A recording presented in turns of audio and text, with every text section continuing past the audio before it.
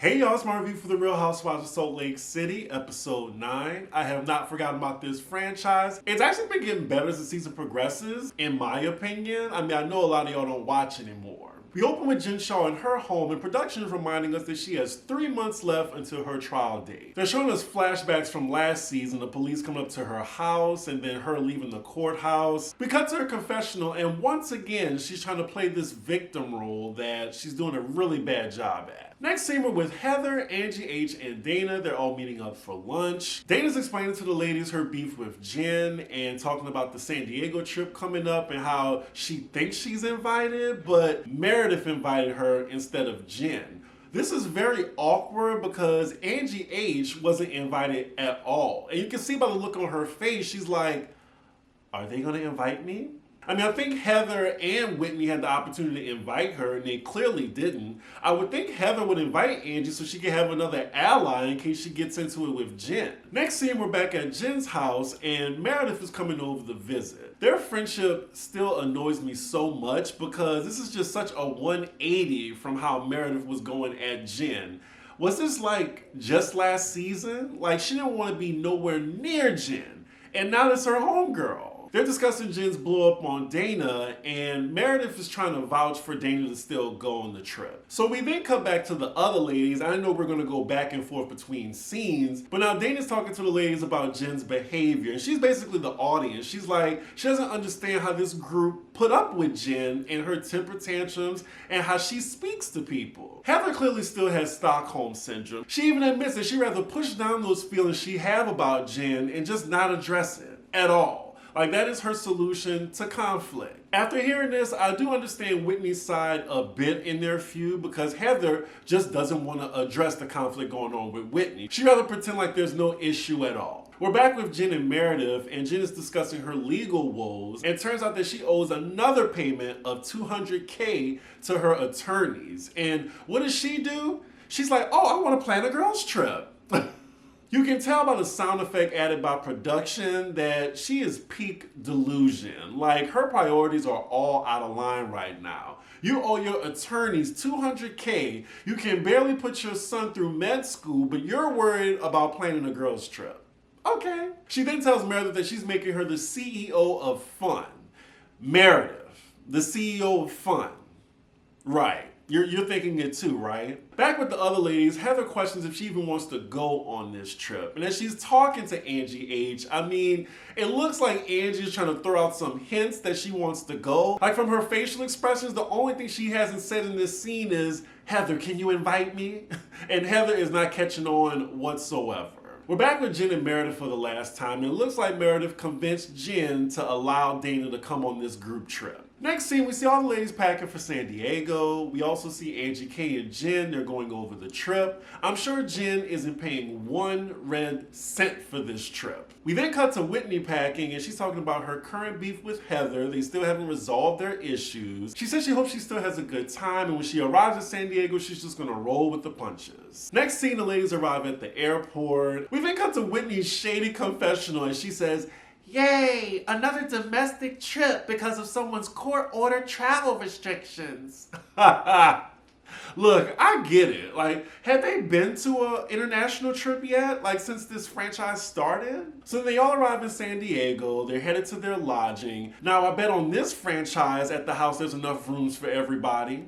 Just saying. They get to the house and it is stunning. Like, I'm actually a little bit surprised myself. Like, go ahead, Angie K. It also seems like it's getting a little awkward because Jen is the self-appointed host of this trip, but Angie K is acting more like the host because, I mean, this house was her hookup. She's then showing the rooms to the ladies, and it looks like Angie gave herself the best room, and Jen does not like this, and she makes it very known. I mean, the house is Angie K's connect, and I'm sure she paid more out of pocket than Jen did, so she should get the best room. We cut to shady Whitney in her confessional again, saying that Jen usually always gets the best room, and on this trip, maybe she should get the best room because her next room is going to be a 6x9 foot jail cell. Jen is currently having a passive-aggressive temper tantrum right now. She tells her own friend that I planned this shit and you get the biggest room? She even calls her a side piece in her confessional.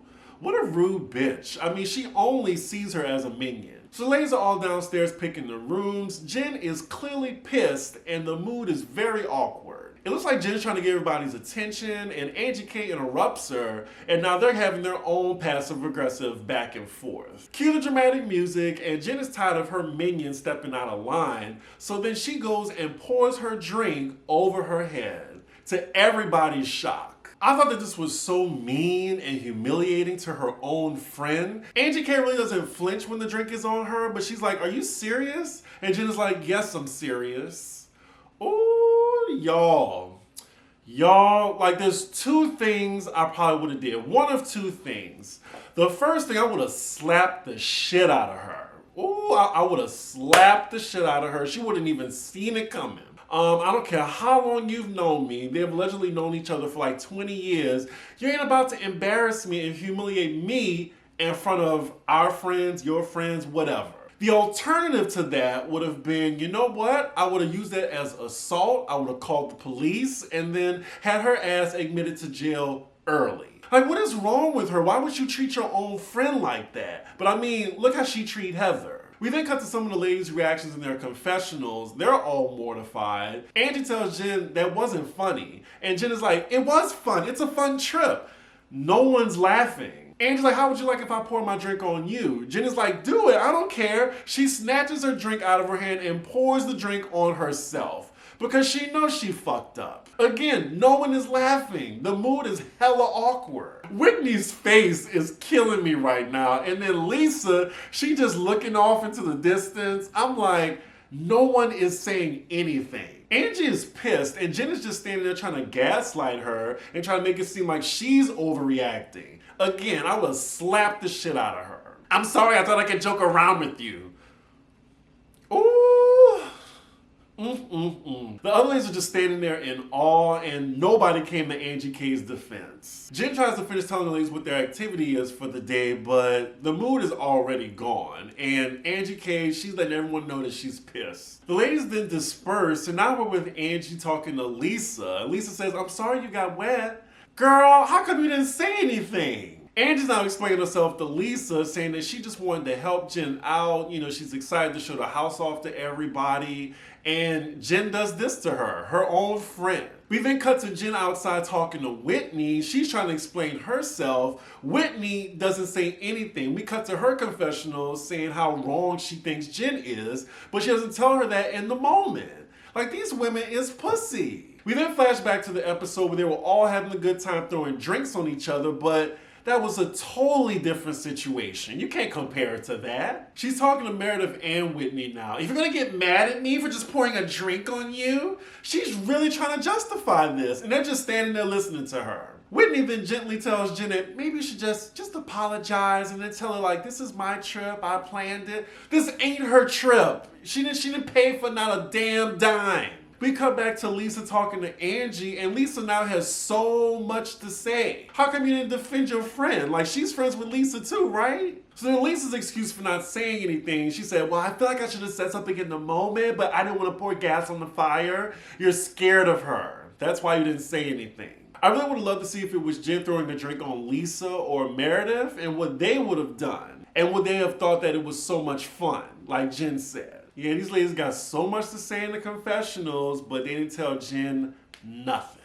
That's the smartest thing Lisa said. She said she felt like she's been conditioned as Jen's friend not to call her bad behavior out. Y'all all have been conditioned to do that. Angie continues telling Lisa how upset she is and how thankless Jen is. She then reveals that for Coach Shaw's birthday party, not only did she plan it, but she paid for all of it. Jen did not contribute whatsoever to it. She feels played and, girl, you should. She got you. Just like she got those old people. We cut to Angie K's confessional. She said she paid $15,000 for Coach's birthday party. We then get a montage of her confessional going over papers, the bill for the party. $600 for a cake, $4,000 for food, $3,000 for the dance floor and the tables. I'm not sure if you can bring Jen to court for this because she might say this was a gift from you. Production is too much. There's now a ticker tape running across the screen of all the items that Angie paid for. Wow, it looks like Angie's done with Jen officially. I mean, she said she's about to bill her for that party And we're only halfway through the season. They're done. But I mean, Jen doesn't know how to be a friend. So who's surprised? Hands.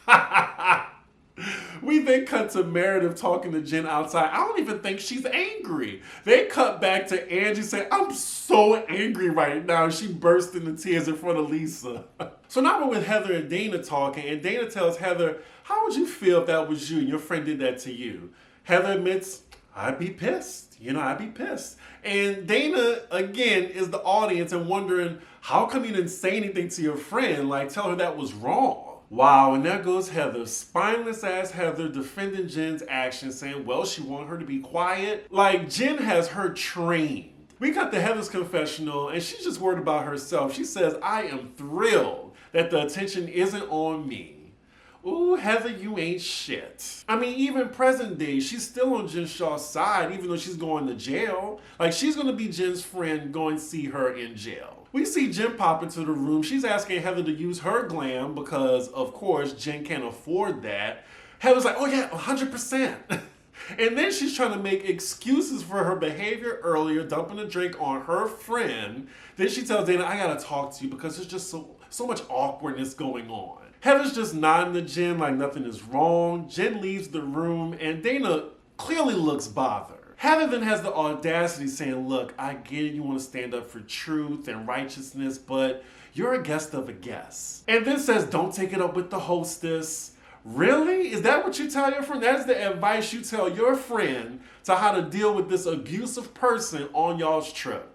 Noted, Heather. Noted. I don't like any of these bitches on this show. I can see why so many people checked out. If this episode aired before BravoCon, I bet all those people cheering on Heather would have a different take. We cut to Dana's confessional, and again, she's all of us. She's wondering, what does Jen have on these ladies for them to be so damn loyal to her no matter what? So a little later, the ladies are all downstairs dressed for the activity. We see that the mood is still very awkward, and then we see a flashback of Angie complaining to her husband, saying that the same thing that Jen is going to trial for, conning people, she feels conned out of $15,000. Girl, low key, you probably spent that money just so you could be on the show. You better just consider that as a registration fee or some shit. Damn, we cut to Jen's confessional. She says she notices how Angie's talking to Lisa. She's saying she should have came to her if she had a problem. Then she says she invited the wrong Angie on the trip. So the ladies are all headed to go on a yacht as the activity, and I'm sure on this franchise, they're actually going to be on a yacht, not a paddle boat like on some franchises. Next scene, the ladies are all on the Sprinter en route to the yacht. The tension is still thick to the point where Whitney just says, I think a conversation needs to be had.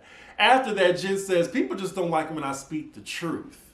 The truth? Really? Coming from someone that's facing federal charges. Jen continues to pretend like what she did wasn't foul as fuck, and Angie K has had enough. She is coming for Jen, and they're going back and forth now. The other ladies are silent, just looking on. Nobody wants to be involved. Wait a minute, Jen wants Angie to apologize? Wow. That's your friend, girl. Jen sounds like a fucking fool right now. She's trying to justify to Angie why she threw the drink on her head. She said, it didn't get all over your face. It was a joke. You were my friend of 20 years. I'm getting angry just hearing this. I'm glad Angie K ain't falling for it and standing her ground. She then one-ups Jen and says, should we do a raise your hand moment? How many people raise your hands if you thought that was funny? Nobody raised their hands. I gotta admit, that was the best way to get everybody involved when they clearly didn't want to be. Here go lying-ass Jen again. Instead of just accepting accountability, just saying that you were wrong, I apologize to my friend of 20 years, she's still trying to make excuses. Angie got her looking stupid as fuck explaining herself, and I'm enjoying every second of it. She got Jen backed into a corner. Even Jen, she's kind of stuttering. And then Angie brings up in front of the whole group how she paid for her husband's birthday party. Jen was not expecting that. Jen, of course, lies and said, you didn't pay for everything. And she's like, oh, really? What did you pay for? Crickets on Jen's end. And Heather, shut up. Nobody want to hear from you in your confessional, your head minion in charge ass. She's saying, oh, well, Angie was the one who offered up her home. I mean, okay, be that as it may, I'm sure she didn't expect to pay for the entire party. Heather says her bringing that up in front of the group was a sucker punch to Jen. You damn right, bitch. I want her to feel it. I want her to feel that humiliation that she just caused me by pouring a drink over my head. It feels mean and ugly. Oh, like your friend Jen Shaw. Yes, mean and ugly, like stealing from old people that you clearly don't have a problem with, Heather. Yeah, she got Jen's ass. She is backed into a corner. We then cut to her lying-ass confessional saying that she was going to do it at a different location, but Angie K insisted on using her house. It don't matter. She's calling your ass out for the cheap lying felon you are. Oh, they are going back and forth. She is telling Jen how she feels, like you are not a good friend. This was the tipping point. You dumped the drink on me. You embarrassed yourself. You humiliated me. I am a respected woman. Jen is like, so am I. Angie's like, are ya? Oh, okay. How come Angie don't have a snowflake after this? Because none of them ladies came for Jen like this in a while. Child, they still going back and forth, and Angie's saying how thankless Jen is, and then she's like, I gave you a fucking $5,000 necklace. We cut back to it because I'm glad that production has receipts. Jen gave her this cheap-ass looking jewelry off her neck and was like, oh, want it? Want it? This was not in a gift, like, presented to her at all. This was not like a thank you for, like, helping her out to host Coach Shaw's birthday. This was clearly some off-the-cuff hand-me-down jewelry you gave to her that's probably not worth nothing. If it was worth some money, girl, you would have pawned it to pay your attorneys anyway. Jen literally said she wanted to put it on so it could go with her nails. This was never intended to be a gift for her. We cut to Angie's confessional. She's like, you really want me to wear that necklace so I can have Southern District of New York find me to snatch it off? Oh my God, I wish she would have said that in front of the other ladies. That would have definitely solidified her snowflake. She is getting Jen together. How about a thanks for hosting your husband's birthday? And Jen says thanks. She's like, too late. I was already, I didn't hear from you for 3 days. I was on my knees cleaning my floors in my house. She is laying it in on Jen, and I love to see it. All Jen has now in her arsenal are lies, and just like in the court system, it's not working here. Angie even calls her a bitch, and Jen was like, what did you say? I said you were a bitch.